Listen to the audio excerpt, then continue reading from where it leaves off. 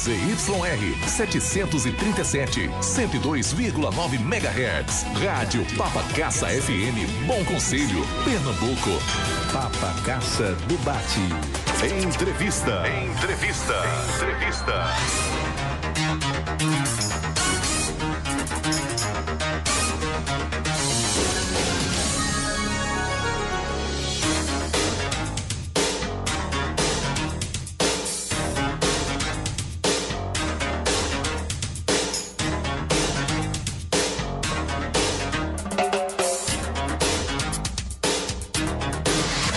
Patrick Oliveira.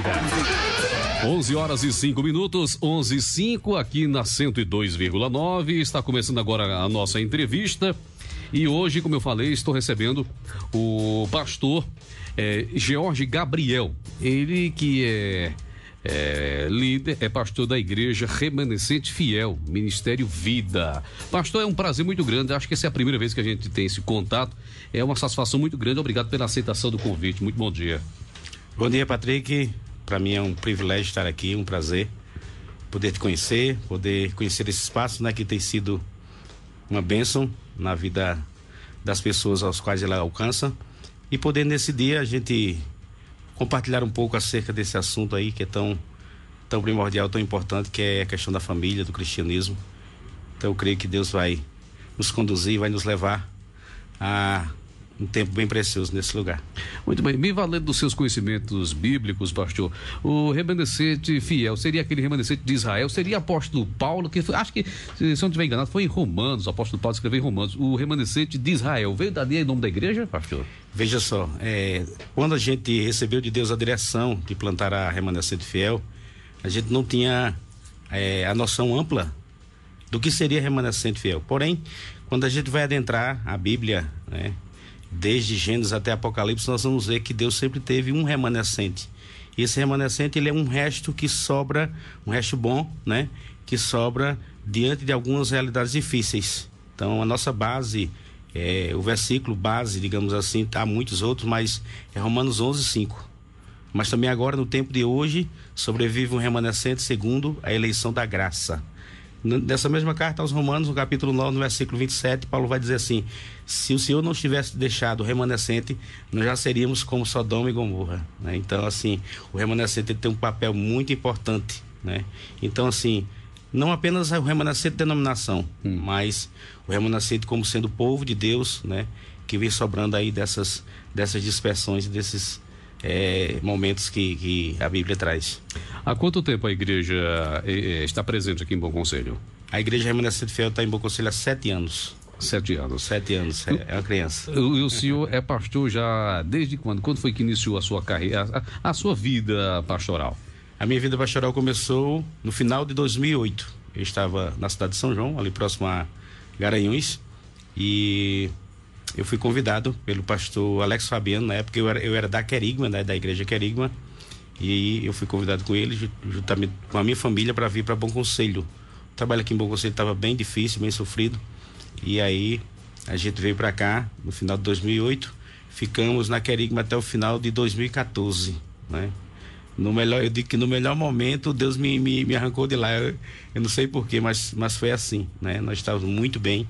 Quando chegamos, tínhamos um hall de membros de 15 pessoas no papel, porém, quando a gente ia para a igreja era 4 pessoas, 5, era uma coisa era bem reduzida, né? E aí no final de 2014 nós entregamos com 240 pessoas, 4 congregações, e a sede era norte, sul, leste e oeste. A gente tinha uma igreja plantada servindo a comunidade. Era uma grande bênção. A Igreja Remanescente Fiel, ela fica localizada onde e qual a programação, os dias e horários de reunião? A Remanescente Fiel está localizada ali onde funcionava o Dom Diego, Salão de Recepção de Dom Diego, na Praça Santo Antônio, número 150, né? E nós temos uma programação bem extensa, né? Na segunda-feira, às 7h30 da noite, a gente tem a nossa escola bíblica, que abrange 3 turmas, crianças, jovens e adultos. Na quarta-feira a gente tem a nossa quarta de poder. Estamos, inclusive, já há quase 2 meses falando sobre os processos de Deus na vida de alguns personagens. A gente sabe que a vida é um processo, né? E a gente tem trabalhado isso. Na sexta-feira a gente também tem programação dupla ou tripla. Normalmente acontece a intercessão, que é um momento de oração, às 6 da noite, e logo depois, às 7h15, tem a reunião dos jovens. Porém, né, paralela a essa programação, pode também acontecer culto no lar. Os jovens estão na igreja e os adultos estão servindo nos lares, né? Aos sábados, a gente faz as nossas programações especiais. Então, o primeiro sábado do mês é culto para homens, especificamente para homens. No segundo, casais, reunião de casais. No terceiro sábado, programação para os jovens. E no último sábado, para as mulheres. Então, assim, os sábados são ocupados dessa maneira. E no domingo, 7 da noite, a gente tem o nosso culto de celebração, que é aquele dia com o maior público, né? A partir de que horas, um domingo? 7 da noite. A partir das 7 horas? Das 7 da noite. 7 da noite. A igreja Remanescente Fiel, a gente pode dizer que é uma igreja pentecostal, neopentecostal, se enquadra em que categoria aí? Pentecostal. Ela é a igreja pentecostal, não do pentecostalismo estridente, né? Esse pentecostalismo de movimentos, não. Mas o pentecostalismo centrado na palavra. Esse que o senhor fala, aquele que é o do reteté? É o do reteté, é o do manto, é o do remanto, é o do movimento, né? Então, assim, a gente tem as manifestações sobrenaturais da presença de Deus, claro, mas a gente tem trabalhado um equilíbrio, né? Para que a gente não fuja de uma centralidade bíblica. Vamos trazer agora para o nosso tema, que é exatamente o cristão e a família nos dias atuais. Eu pergunto, pastor, como é ser um cristão verdadeiro nos dias de hoje? É difícil o sujeito seguir a Cristo, ser um cristão, ser um sujeito obediente a Deus, com tudo isso aí que a gente vê? Surpreendentemente, eu vou dizer que não é difícil. Porque veja só, o próprio Jesus, através de Mateus, vai dizer no capítulo 11, no versículo 28, né? Vinde a mim, vós que estáis cansados e sobrecarregados, e eu vos aliviarei. Tomai sobre vós o meu jugo e aprendei de mim, porque o meu jugo é suave e o meu fardo é leve. Porém, o que é que nós temos percebido, né? É que, infelizmente, tem sido trazido sobre as pessoas um jugo que não é o jugo de Jesus. Uma forma de viver cristianismo que não é cristianismo. Então, eu olho para Jesus como sendo o exemplo maior e eu vejo nele alguém que cumpriu de uma maneira tão simples, de uma maneira tão humilde, com o seu papel. Então, nós somos cristãos, somos seguidores de Cristo. Então, é olhar para ele e replicar, né, as suas obras, replicar as suas atitudes, os seus ensinamentos. Isso de uma maneira bem tranquila, né? Sem atar fardos, né? Sobre a igreja. Por exemplo, Mateus 23 vai falar que os fariseus, eles sentaram na cadeira de Moisés e começaram a julgar o povo e começaram a colocar fardos pesados. Então, muitas vezes nós vemos alguns lugares colocando esses fardos, né? Então, a gente se entristece porque a gente sabe que o cristianismo não é isso, né? Porém, é uma grande responsabilidade ser um cristão, porque replicar Jesus não é fácil, né? É alguém que realmente teve um exemplo de vida extraordinário. À luz da Bíblia, pastor, o que seria um comportamento cristão? O sujeito tem que ter um comportamento de Cristo. Como é que a gente deve, assim, na prática, como é que deve ser? Vamos lá, veja só. Quando nós vimos para Cristo, normalmente nós chegamos diante dele devastados, ou normalmente é assim, né? Uma situação de dificuldade. Normalmente a gente é duro de coração para se chegar a Deus. Porém, quando a gente chega, vai acontecer 3 processos na nossa vida: a justificação, a regeneração e a santificação. Então, são processos que vão acontecer na vida do cristão, todos eles apontando para o exemplo de Jesus. Então, eu digo que ser um cristão é você saber se portar, saber andar, falar, conviver com as pessoas, ter no exemplo de Jesus o exemplo maior e procurar a todo instante vivê-lo, né? Não apenas superficialmente, né? Não apenas na casca, como muitas das vezes a gente vê, e é lamentável, né? Antes de eu vir para cá, eu estava vendo uma reportagem acerca de um caso de um pastor lá, né? Então a gente tem lidado com uma gama de realidades assim. E quando alguém chega e me pergunta, pastor, e aí? Eu digo, não tenho chamado. Então a gente está muito convicto daquilo que Deus está nos chamando a ser e a fazer. Então a gente adentra muitas das vezes numa realidade que a gente não foi chamado para cumpri-la. Porém, como cristão, a gente tem sim um papel a cumprir e fazer com que a gente faça aquilo que Jesus disse, seja luz, seja sal, dê gosto à terra, né? Ilumine as trevas. Então é um papel bem interessante, bem importante, o papel do cristão. Pegando esse gancho aí desse pastor, esse fato que o pastor relatou aqui, foi um pastor que assassinou a ex-mulher, porque ela não quis deixá-lo ver o filho. O tema central é esse aí. Ele assassinou, mas ele se autodenominava pastor, era advogado e um bocado de coisa. Vários casos eu trago aqui de pastores envolvidos em maracutaia, abuso sexual, assassinatos e tantas coisas. E mesmo assim são pessoas que arrastam multidão, uma série de pessoas. Muita gente segue esse tipo de gente. Aí eu pergunto, pastor, cadê Deus? Porque na Bíblia diz que Deus é amor, Deus é a justiça. Tudo bem, mas a justiça só no plano divino? Deus não se preocupa com o plano terreno? Deus está onde, pastor? Vamos lá, veja só. Quando Deus cria o homem, ele dá ao homem o livre-arbítrio, né? O direito de escolha. Então, muitas das realidades que nós estamos percebendo hoje não é fruto da ação de Deus, mas é fruto da ação do homem, da ação maléfica do homem, né? Então, quando a gente vê alguns líderes sendo levantados aí e levando multidões, ludibriando a fé das pessoas, envolvidos em muitos escândalos e maracutaias, como você falou, nós não podemos olhar simplesmente para essas pessoas. Por quê? Num ambiente onde verdadeiramente se conhece a Bíblia, quem verdadeiramente conhece a Bíblia não vai caminhar debaixo de um pastorado desse. Não vai caminhar debaixo de uma liderança dessa, né? A gente tem orientado muito as pessoas. Não temos nos colocado como sendo perfeitos, porque não somos perfeitos. Porém, temos deixado claro para as pessoas que os nossos erros não podem ser desvios de caráter, coisa do tipo, entendeu? Como ser humano a gente vai falhar. Porém, nós temos um Brasil, nós lidamos com um Brasil hoje, cuja fé ela é uma fé fraca. Eu olho para o povo brasileiro e eu vejo um povo que facilmente é conduzido, né? Então, a Bíblia diz que existem pastores, existem lobos também, mercenários, né? Então, essas pessoas, elas conseguem arrastar os fracos, os leigos, aquelas pessoas que estão iniciando ali na caminhada e que não são desprovidas de conhecimento, né? Por isso a gente tem trabalhado tanto essa questão da base, né? A base, a fundamentação da igreja, para que a gente possa ter uma igreja que realmente faça a diferença, e uma igreja cuja liderança seja realmente um referencial, né? Não somos melhores que ninguém, porém o exemplo de Jesus para nós é o maior exemplo, e eu olho para Jesus e eu vejo o exemplo de um cara que foi perfeito, né? Pastor, com o avanço da ciência, a ciência é bem avançada e tal, Deus existe? Porque antigamente o camarada tá chovendo, é Deus. Aí depois de muitos estudos, a ciência avançando, já não se diz que foi Deus. Aí o cara já encontra já uma resposta para aquela chuva, que não vem mais de Deus, vem daqui. Aí, enfim, Deus existe? Aí é uma pergunta bem assim, tranquila. Se Deus existe, como ter acesso a Ele? Vamos lá, veja só. Há um texto em Romanos capítulo 1 que vai dizer que a própria natureza prega a existência de Deus. Por isso, tais homens, ou seja, todos os homens, são indesculpáveis. Nenhum homem pode chegar e dizer assim, Deus não existe.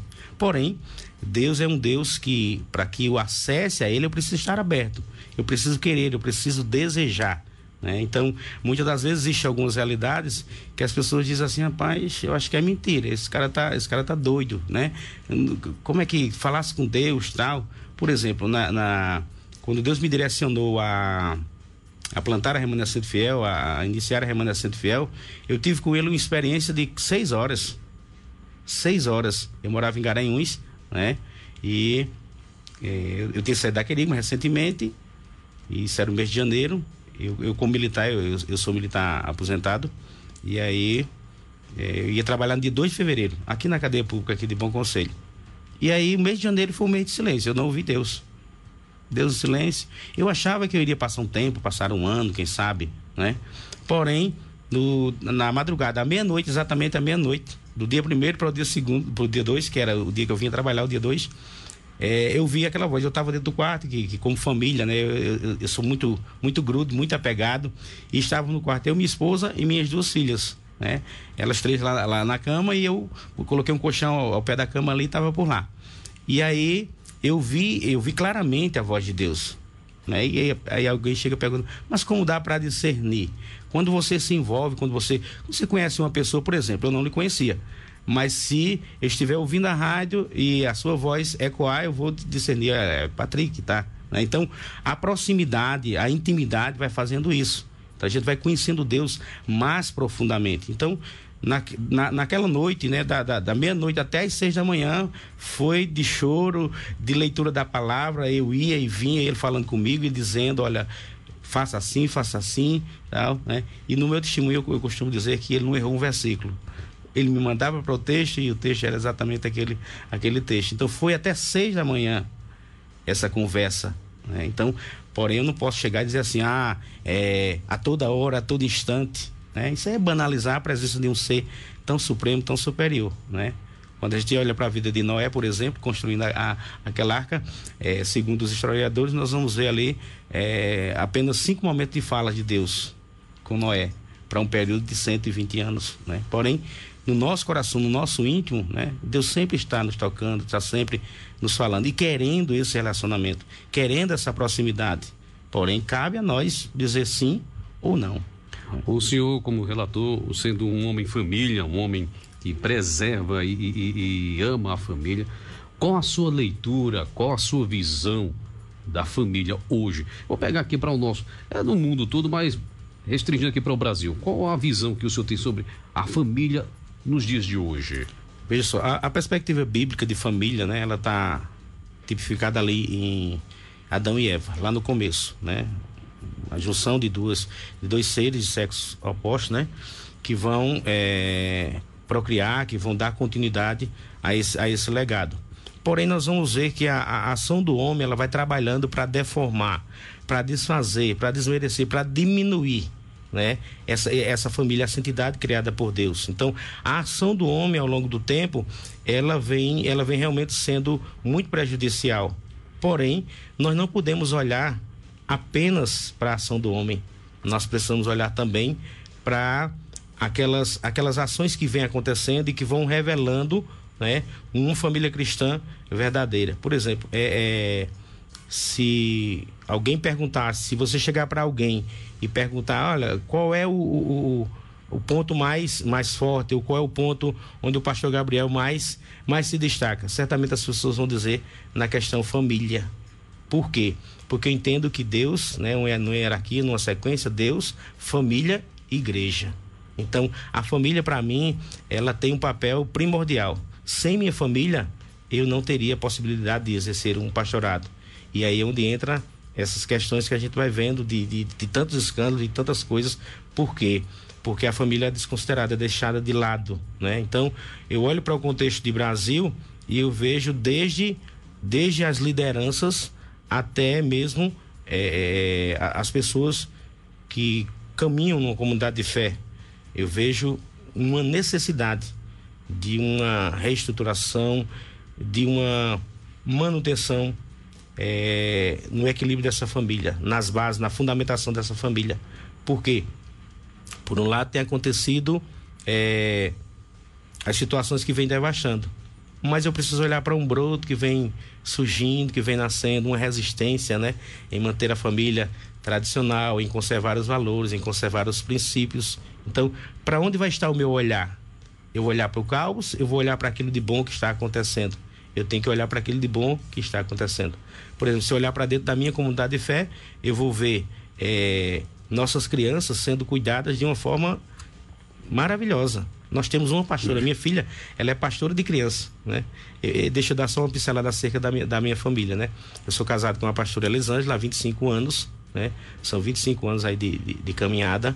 Eu tenho 2 filhas sanguíneas, né? 2 filhas biológicas, que é a pastora Emily e a Ruth, né? Que é uma adoradora também.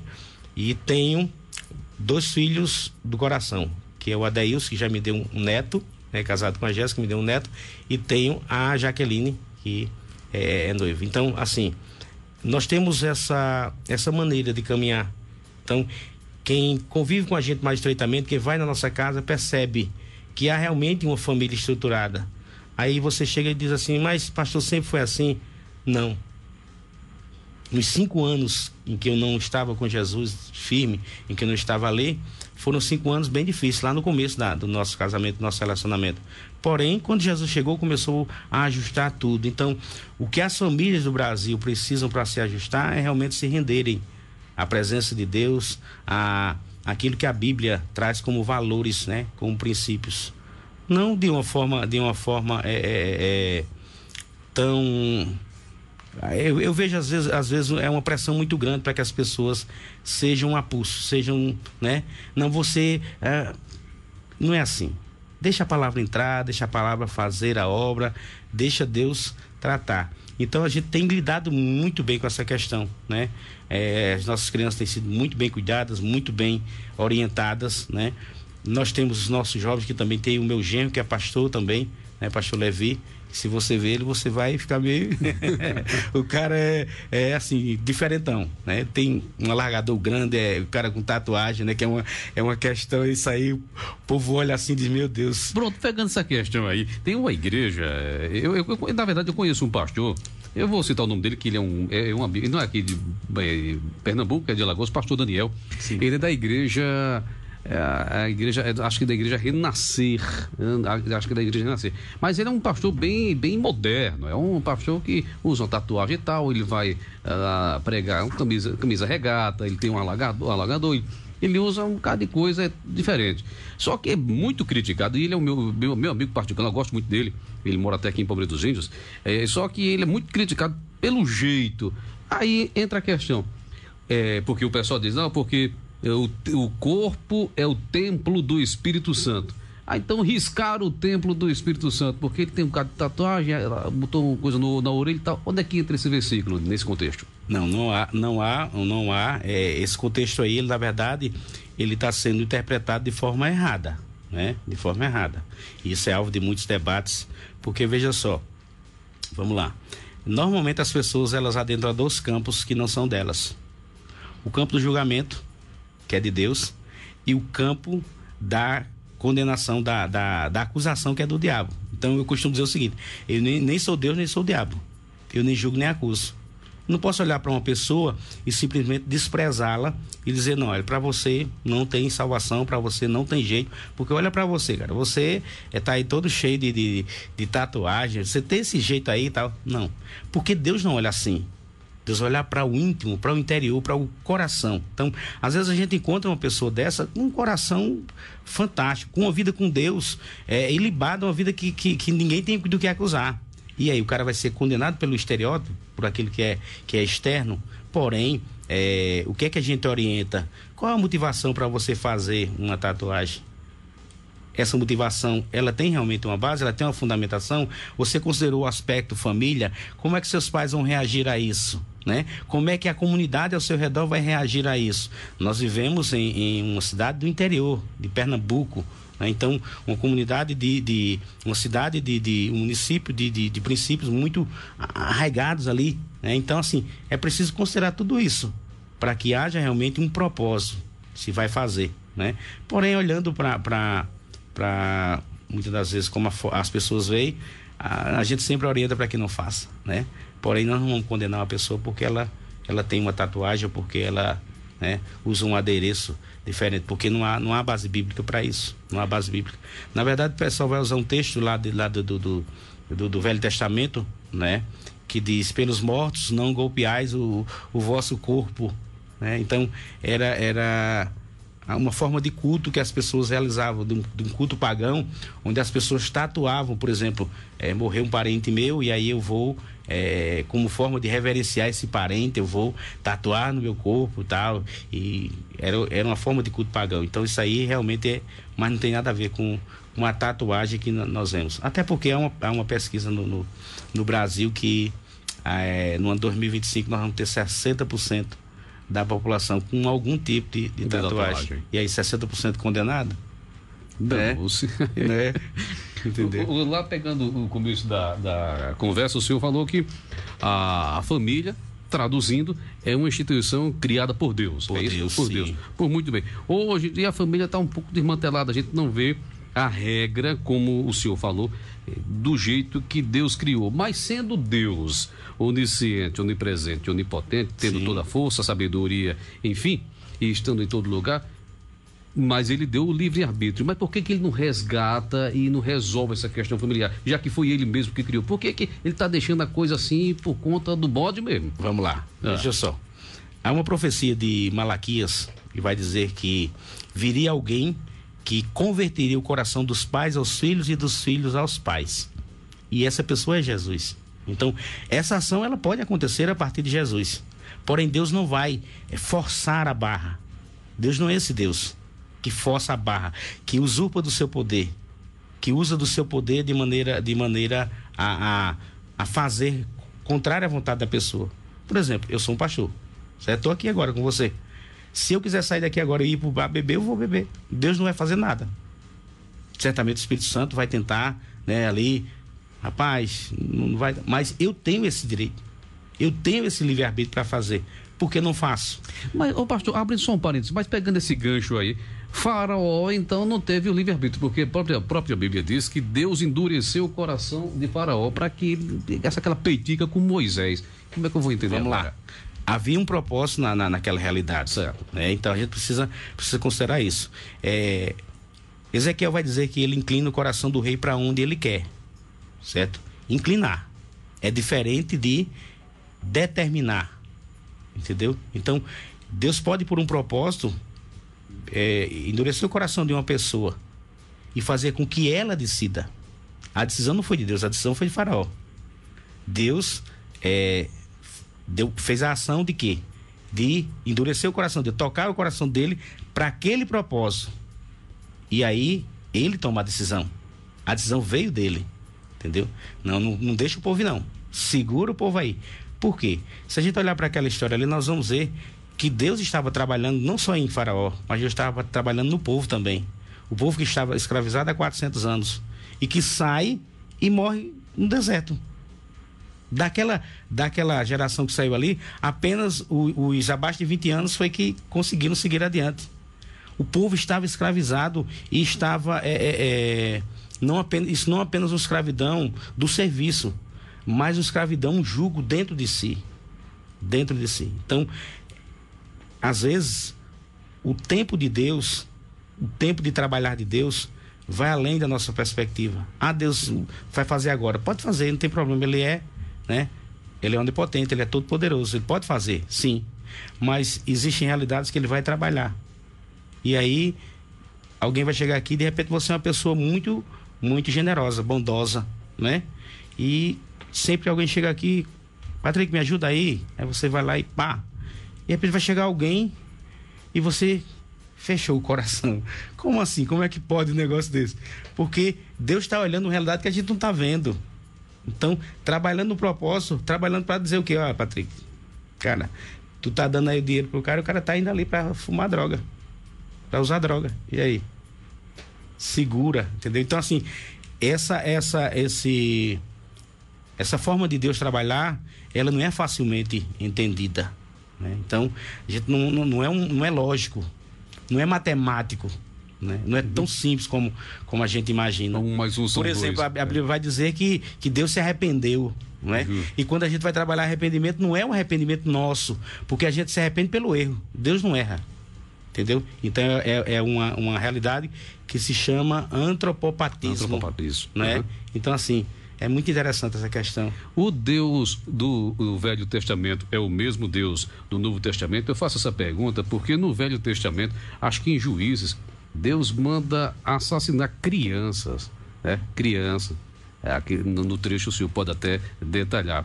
Porém, no Novo Testamento, Jesus vem com uma outra ideia, uma outra maneira. É como se aquele Deus do Velho Testamento, ele mudasse totalmente o pensamento para o Novo. Como é que eu vou agora entender? Vamos lá. Deus Pai, Deus Filho e Deus Espírito Santo, né? Então, existem realidades aí bem diferentes de um mesmo Deus que está agindo ao longo do tempo. Então, vamos lá. A Bíblia vai dizer que a lei serviu de aio, ou seja, de guia, né? De guia. Porém, hoje nós estamos na graça. E a graça é Deus olhando para a humanidade com Jesus adiante, à frente. Então, quando Deus olha para a humanidade, né, e a sua ira vai se acender como no Velho Testamento, né, então Jesus está à frente ali, como sendo o mediador. Então, aquele sacrifício de Jesus feito lá na cruz, ele é primordial para esse entendimento. Então, hoje nós não somos vistos diretamente pelo nosso pecado, pelo erro, mas Deus nos vê através do sacrifício de Jesus. Participações aqui pelo nosso WhatsApp, 11h35. Cadê aqui? Bom dia, Patrick. Cadê aqui? Opa, é aqui? Bom dia, Patrick. Por que existem tantas religiões, pastor? Vamos lá. Por esses dias eu estava cortando meu cabelo lá em Marcelo Cabeleireiro, lá na Coab. E eu conversava com um rapaz e eu disse, olha, eu sou alguém que combate a religião. E o rapaz olhou assim para mim, ficou espantado, tal. E eu fiz entender o seguinte, veja só. A religião, ela não foi criada por Deus. Deus não criou religião nenhuma. Deus enviou Jesus para que as pessoas reconheçam Jesus como seu Senhor e Salvador e pelo sacrifício dele, né, sejam salvas. Porém, o que nós vamos ver? A ação do homem, mais uma vez. O homem vai criar coisas, o homem vai criar realidades na tentativa de ajudar Deus. E o que eu tenho visto é que as religiões fracassaram. Elas não têm cumprido com o seu papel. Elas puxam a sardinha para a sua brasa. Por exemplo, eu não critico ninguém por ser católico, não critico ninguém. Absolutamente. Porque não é meu papel. Meu papel é pregar a palavra e deixar que o Espírito Santo convença as pessoas do pecado, da justiça, do juízo e faça com que elas busquem um lugar para congregar. A necessidade de igrejas, ela é bíblica. Paulo plantava aqui, plantava ali, saía plantando igreja, porque realmente o mundo precisa ouvir da palavra de Deus. Porém, é necessário que eu avalie o lugar onde eu congrego, quem está colocando a mão sobre a minha cabeça, orando por mim, né? Quem é essa pessoa que me lidera. Isso é muito importante. Porém, se alguém chegar e dizer, você é evangélico? Eu não sou evangélico, eu sou cristão. Eu sou alguém que segue a Cristo. Então, Cristo é meu exemplo. Então, não tem que estar batendo no peito, dizendo, eu sou, por exemplo, às vezes eu vou para alguns lugares e eu não falo de que igreja eu sou. Porque tem que se viver o reino. Tem que se ver o reino. Sexta-feira passada, a escola presbiteriana estava fazendo a programação lá na nossa igreja. E aí? Não, fecha a porta porque aqui é para nós. Não, é o reino, gente. A gente tem que servir o reino. A gente tem uma igreja lá em São João e eu tive a necessidade de trazer os dois pastores, o meu genro e minha filha, para cá. E aí tem um pastor amigo nosso que caminhava com a gente. Esse pastor, ore a Deus e veja se o senhor pode cuidar desse povo aí, porque eu vou levar o menino para Bom Conselho. Lá a necessidade tá grande e eu tenho direção para isso. Ore a Deus para que isso aconteça. Aí, oramos e ele assumiu. Contudo, não trouxe nada. Não tem que trazer nada, não é nada meu. Tudo é do reino. Então, pastor, ele ficou lá com som, ficou com cadeira, ficou com tudo. Um prédio, com tudo. Porque é do reino. Então, muitas das vezes as pessoas estão construindo impérios. Bate no peito e diz, aqui é meu. Que é meu, que liderança segura. Eu considero liderança segura, né? Gente que não permite, por exemplo, que o membro vá visitar outra igreja. Lá os meus já sabem, os que caminham com a gente já sabem. Não tem programação na igreja, você pode ir para qualquer igreja. Agora, eu oriento para que uma igreja seja bíblica, uma igreja seja saudável, né? Para que de repente você não entre, não absorva práticas que não são bíblicas. Um conflito. Gere um conflito na mente e tal, e fique um cristão aí perturbado, né? Na Bíblia tem um trecho, não lembro onde, examinai tudo e guarde o que é bom. Retém o que é bom. É uma das cartas de Paulo. É uma das cartas de Paulo, né? Examinai tudo e retém o que é bom. Então pode visitar outra igreja, mas tem só o que é bom dali. O que é bom dali. Entendeu? Bom, que Deus vai estar lá do mesmo jeito. Deus vai se manifestar do mesmo jeito. Sem essa coisa de transformar Deus na sua pecinha pessoal ali, né? Não, Deus só tem Deus aqui. Não. Deus está em todos os lugares. Agora, não se manifesta em todos os lugares. É bem diferente. Né? Antes do intervalo, eu tenho aqui mais uma participação. Bom dia. Queria ouvir a explicação do pastor sobre a história para os casais que moram juntos, não casados. Eu moro assim, junto.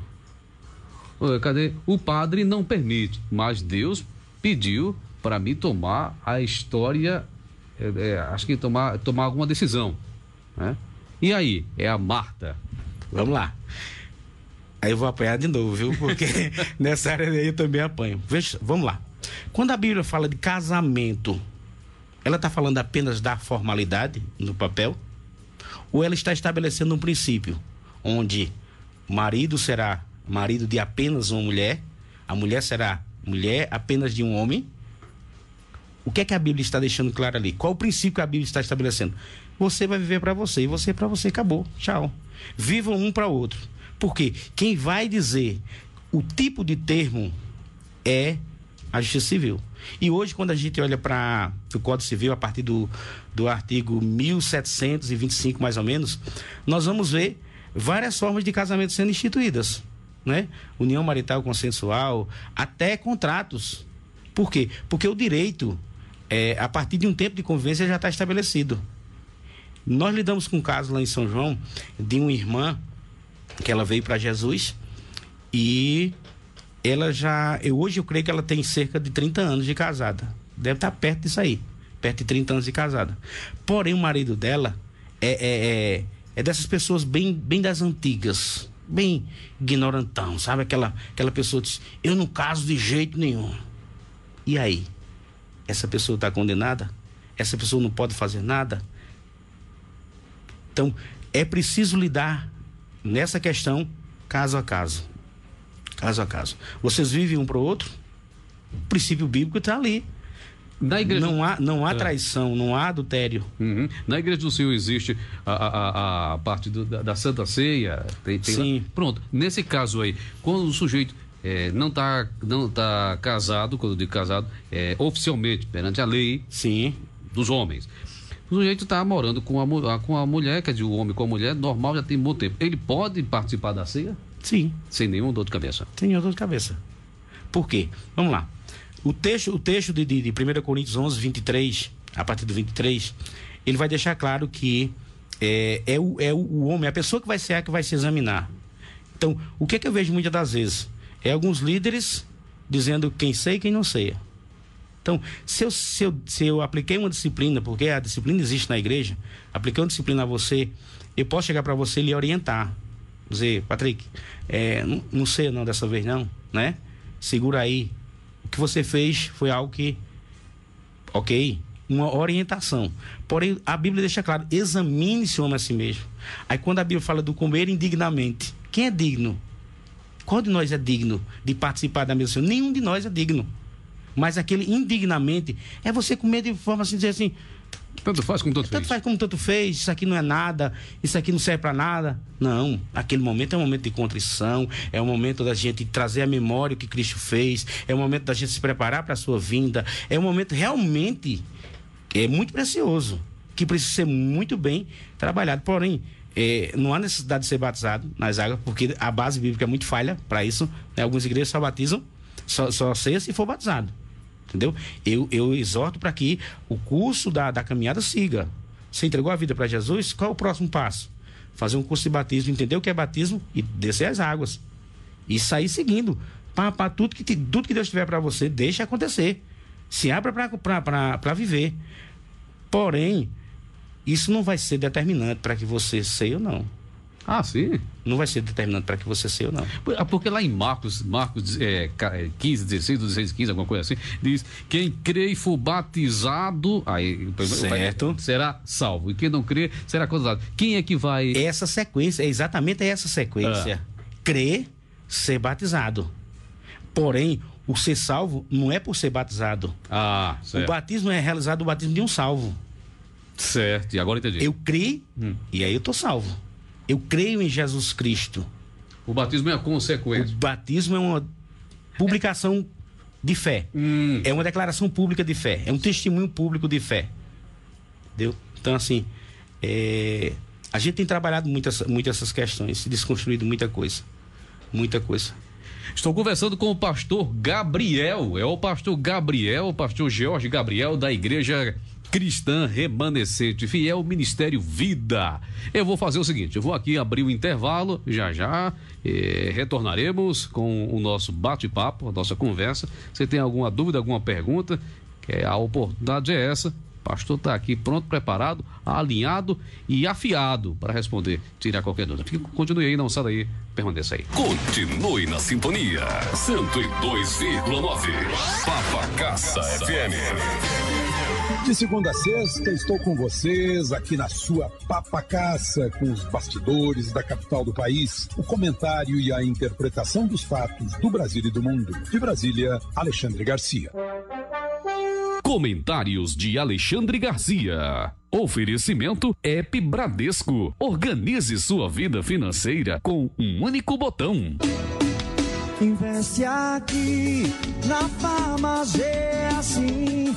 Medicamentos em geral é aqui. E perfumaria, venha conferir. Ligue e peça já seu medicamento pelos telefones 3771-2522 ou pelo WhatsApp 87981612366. A farmácia Farmagê fica localizada no centro da cidade de Bom Conselho e tem a entrega mais rápida da cidade. Farmácia Farmagê, nossa família cuidando da sua família. Papacassa Debate. Entrevista. Esta é a Rádio Papacassa FM 102,9 MHz. Bom Conselho, atravessando fronteiras. Atravessando fronteiras.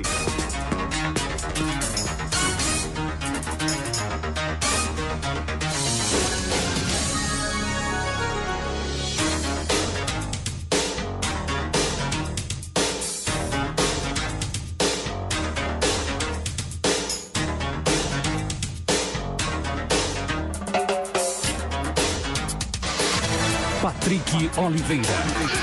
11h47, de volta aqui com a nossa entrevista, hoje conversando com o pastor Gabriel da Igreja Remanescente Fiel.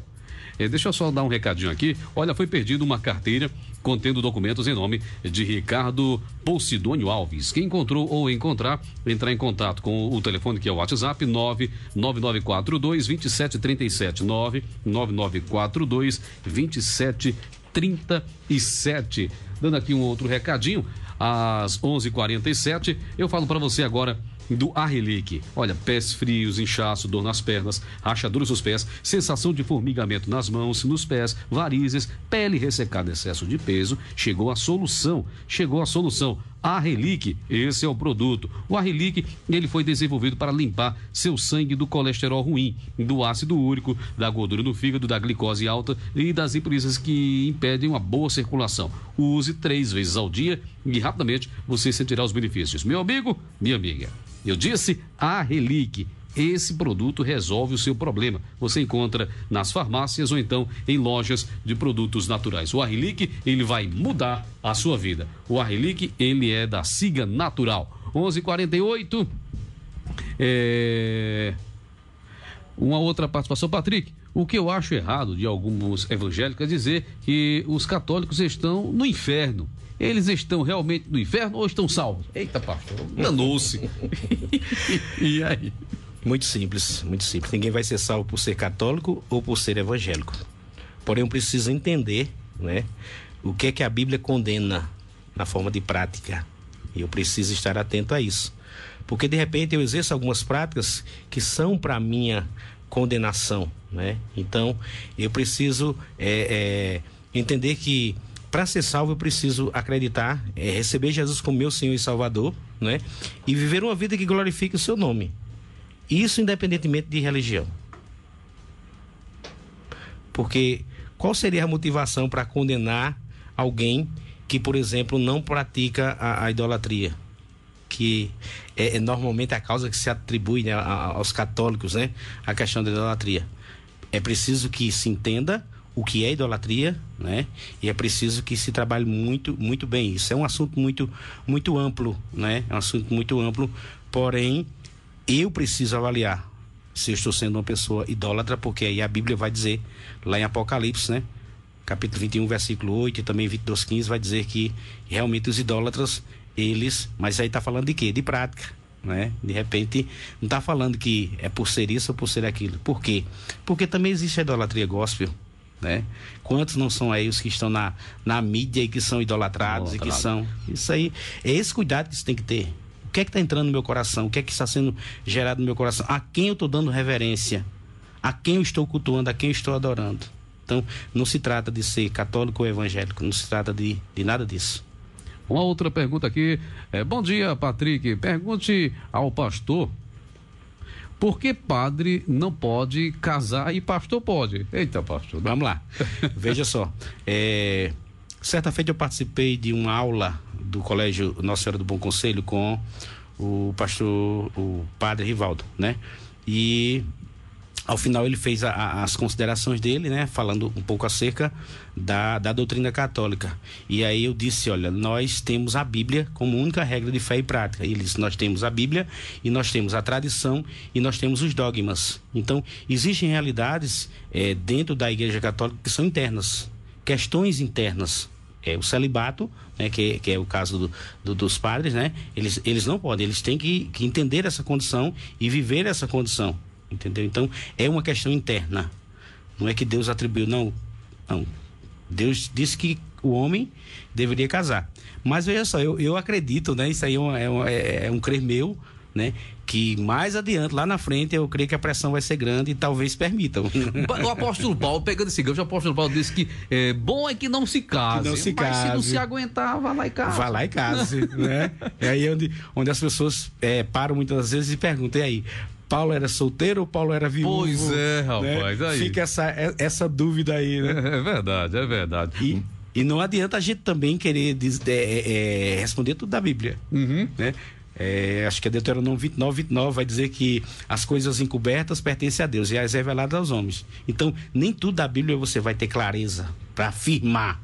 Né? Você pode ter uma suposição, né? Eu acho que Paulo era solteiro, eu acho que Paulo era viúvo. Até porque não relata lá, né? Não relata. Existem os livros apócrifos, mas aí são outras questões, né?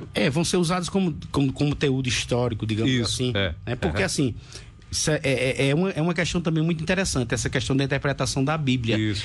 A literalidade, ela tem acabado com muita gente. Porque você lê o texto ali e você acha que é ipsilítem, do jeito que está escrito ali. E aí você tem que entender qual é o contexto. Se é histórico, se é poético. A hermenêutica e a exegese, né? Isso. É para poder. Entendeu? Porque a Bíblia vai ser interpretada no contexto histórico, no contexto geográfico, no contexto cultural, contexto poético. Por exemplo, o livro que eu mais amo na Bíblia, sabe qual é? Cântico dos Cânticos. Foi. Mas ler Cântico dos Cânticos, literalmente, aí é uma meu beleza. Deus, é bronca. Aí quando tem aquele igreja que pega a mão e enfia lá na fechada, não sei o quê. E aí? Já pensou? E aí? Vai se tornar até uma linguagem obscena. É verdade. Não é? Vai se tornar uma linguagem obscena. Quando, na verdade, você precisa entender a alegoria que está sendo feita ali, para trazer o entendimento. Cristo e a igreja, Salomão e a sunamita, né? É muito interessante essa questão. Deixa eu pegar aqui uma outra pergunta, pastor. Vamos lá aqui. Cadê aqui? Bom dia, Patrick. Pergunta aí ao pastor o que ele entende de... Como é o nome aqui? Eucaristia. Eucaristia. Vamos lá. Essa é uma prática, né, que é atribuída à Igreja Católica. Certo. Né? A Igreja Católica são algumas maneiras que a Igreja Católica conduz, né, digamos, a ceia, essas práticas internas, né? Essas práticas internas. Porém, eu entendo que para nós, como cristãos, não há necessidade de estar atribuindo nome. Eu acho que a Bíblia já tem nomes suficientes. Né? Então, a Bíblia já tem caminhos que já estão bem traçados. Não é preciso dar nome. Né? Eu vejo muitas das vezes isso, aquilo. O homem dando nome às coisas que já estão bem definidas. Eu pegando aqui o gancho com relação à pergunta anterior, que o padre não pode casar mais o pastor, sim, mas existe também igreja onde não tem pastora. Quer dizer, isso é uma regra, uma determinação da própria denominação, da própria igreja. Não, aqui não tem pastor, aqui só pastor. aqui não, aqui só tem pastor, ou aqui só tem pastora, então o padre não pode casar. Enfim, isso aí é mais restrito a cada denominação escolher como bem entender, não é, pastor? Hoje eu estou me sentindo no campo de concentração, viu? é somente bomba, né? Somente bomba. Mas veja só, uma questão de interpretação também, uma questão interpretativa também. Eu respeito quem não nomeia, né? Não levanta pastora, porém eu vejo na Bíblia, né? De forma clara, isso para mim é claro, entendeu? O levantar de algumas pessoas, algumas mulheres, pessoas do sexo feminino, como sendo líderes, né? Então assim, não, você não pode ser pastor, agora você pode ser líder. Não, porque o título pastor, o nome pastora, não pode. Mas você pode liderar uma comunidade, você pode liderar um povo, você pode ser uma Débora, né? Uhum. Uma Débora, você pode ser uma Priscila, né? Que tem uma igreja na casa dela. Mas você está lá, você está cuidando do povo, mas ninguém chama você de pastora, pelo amor de Deus. Não chame de líder, chame de isso, daquilo. E vai gerando uma confusão tão grande. Aí se levanta, por exemplo, não pode ser pastora, não, coloca missionária. O que é um missionário? Já saiu de casa fazer missão em algum lugar, nunca foi para lugar nenhum. Então, o homem, o ser humano, ele é terrível. O ser humano, ele adentra nas coisas de Deus e começa a bagunçar tudo. Então, se não trouxer para um ajuste, para uma clareza bíblica, e se o camarada não tiver assim, a disponibilidade realmente de dizer assim, não, eu me rendo. É desse jeito que tá aí mesmo. É porque eu era religioso, eu pensava assim, eu não cedia e tal. Não pode ser assim. A palavra vai nos quebrando, vai nos trabalhando, vai nos moldando, e cada dia mais a gente vai aprendendo. Qual é... Para mais uma pergunta, qual é o papel da igreja no mundo, pastor? O papel da igreja no mundo, vamos lá. A vinda de Jesus, né, Jesus veio para cumprir uma missão. E ao concluir essa missão, era necessário levar adiante o evangelho, essas boas novas que ele trouxe. Então, o papel da igreja é levar adiante essas boas novas e fazer como Jesus fez. Cuidar de pessoas, alimentá-las, orientá-las biblicamente, fazer com que elas caminhem bem, elas alcancem o ápice de toda a vida. Qual é o ápice de toda a vida? A salvação no final. Às vezes a gente começa mal, mas no meio vai dar uma corrigida, melhora lá no final. Agora, a preocupação eu sempre uso esse versículo de Eclesiastes: melhor o fim das coisas do que o começo, né? Às vezes você não começa bem, mas você precisa terminar bem. Então, a igreja está ali para lhe orientar, né, biblicamente, e lhe levar a manter essa salvação que Cristo veio para lhe dar, que Cristo lhe garantiu lá na cruz do Calvário. A igreja não veio para dizer se você está salvo ou está condenado, porque a salvação está clara na palavra. João 1, 11 e 12. Veio para o que era seu. Quem eram os seus? Os judeus. Mas os seus o rejeitaram. Mas a todos quanto o receberam, versículo 12, né? Deu-lhes o poder de serem feitos filhos de Deus. Então, eu recebi Jesus como meu Senhor e Salvador, estou lá na lista, né? E aí vou procurar uma igreja e caminhar, alimentando a minha vida, congregando. Por quê? Imagina, que é uma polêmica também nos dias de hoje, né? As pessoas dizem que pode ser igreja isoladamente. Negativo, não pode. Cristo em casa, né? Não pode. Pode não, Cristo em casa. Um corpo, imagina, se eu amputar essa mão aqui agora, colocar ela lá na parte do meu corpo aqui, se eu amputar ela e colocar ela vai ver? Não vai. O corpo precisa do calor, dos nutrientes, do funcionamento geral. Agora, o corpo, ele tem seus membros diferenciados, né? E aí é preciso suportar uns, ajudar outros, mas tudo isso é parte do chamado. Pastor, aproveitar e deixar esse espaço para o senhor trazer uma mensagem, seja na Bíblia, uma mensagem, enfim, para quem está nos escutando nesse momento. É aquela mensagem de muita fé, esperança, otimismo, para os dias de hoje, uns dias complicados, ruins. Tá ruim, mas tá bom. Pois não, pastor Gabriel. Eu vou tomar por base Mateus capítulo 7, do 24 em diante, que vai falar acerca dos dois fundamentos: a casa edificada sobre a rocha e a casa edificada sobre a areia. É preciso que nós, enquanto cristãos, enquanto seres humanos ainda, né, caminhando nessa terra, ainda peregrinos nessa terra, entendamos que a vida precisa de uma fundamentação, e essa fundamentação está na palavra. É preciso que as famílias despertem por querer conhecer essa palavra, por querer seguir a Cristo. Parar com essa resistência, essa coisa de dizer, não, o negócio está bagunçado. Vá lá e ajude a consertar, mas vá lá e faça diferente, né? Então, é porque eu vejo as coisas acontecendo errado em alguns lugares, eu vou desistir, eu vou parar, ou eu vou fazer igual. Não, eu vou continuar fazendo, né? Eu lembrei de uma frase de uma menina que estava na escola, e o professor chegou e perguntou, disse, me diga uma coisa, fulano, se você soubesse que Jesus ia voltar hoje, amanhã, eu quero que você ia fazer. Senão eu ia pra praia, eu ia tal, um monte de coisa. E você, moça? Eu continuaria vivendo da mesma maneira como tinha vivido. Não mudaria nada. Porque tem que ser assim. A gente precisa viver uma vida cristã sólida, sequente, firme. Hoje em dia a gente vê muita gente inconstante. Começa que parece, meu Deus do céu, pronto, agora vai. Daqui a pouco retrocede, né? Então não pode ser dessa maneira. Nós precisamos encontrar um lugar. O salmista diz, o pardal encontrou casa e a andorinha ninho para si. Então, e eu encontrei teus altares, ó Deus meu. Então precisa encontrar um lugar.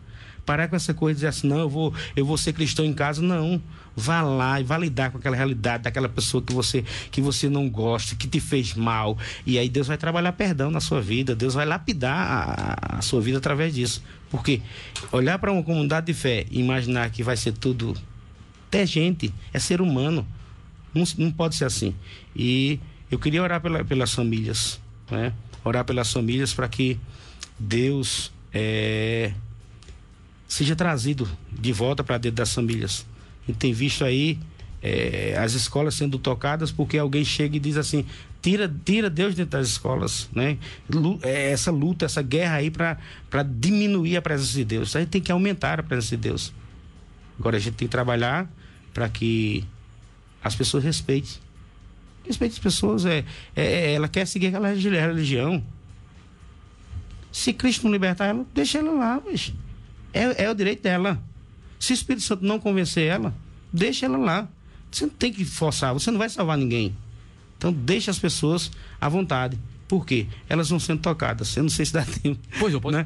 Mas eu lidei com um exemplo aqui em Bom Conselho bem interessante. Eu fui ao encontro de alguém, né, que é um comerciante, e vamos ali, pastor, uma ovelha me chamou, vamos ali e tal. A gente chegou lá e foi fazer uma refeição e diziam que essa pessoa era ateu, né? E eu fui lá.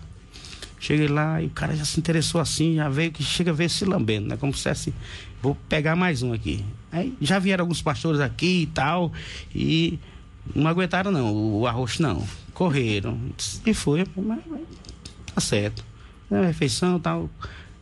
Já era tarde, e quando a gente saiu, começamos uma conversa ali. E aí, quando a gente começou a conversa, ele foi falando de um assunto e eu dizendo, pontuando. Ele fez assim. Aí ele disse, mas o senhor não tem para casa? Pergunte pro seu Deus a meu respeito, como é que o senhor vai lidar comigo? Pergunte pro seu Deus. Deixa comigo, perguntar a ele. Uns 3 dias depois eu voltei lá. E quando eu voltei lá, ele já veio sedento, né? E aí, Deus falou alguma coisa? Falou. Disse, qual foi? O que foi que ele falou? Disse que eu seria a Bíblia que você ia ler. Se você vê Jesus na minha vida, beleza. Se você não vê, tá? Hoje o cara é meu amigo. Muitas das vezes passei por lá. E aí, tem tal coisa hoje? Aí ele disse, tem não, pastor, vende tudo, graças a Deus. Tá entendendo? Então, assim, muitas das vezes, nós com a nossa vida desregrada ou com a nossa vida fora realmente do arcabouço bíblico, a gente vai afastando as pessoas. Os maus exemplos são terríveis. E onde há ser humano, tem que ter problema, tem que ter bronca. Então, igreja nunca vai ser um lugar perfeito. Sempre vai ser um lugar de problemas, de pessoas problemáticas, mas que vão sendo trabalhadas. E nós temos feito por onde trabalhar essas vidas. Acolhê-las, independentemente de quem sejam. Trazer para perto, dar o exemplo, ensinar e fazer com que elas sigam a Cristo. Pode fazer a oração. Amém.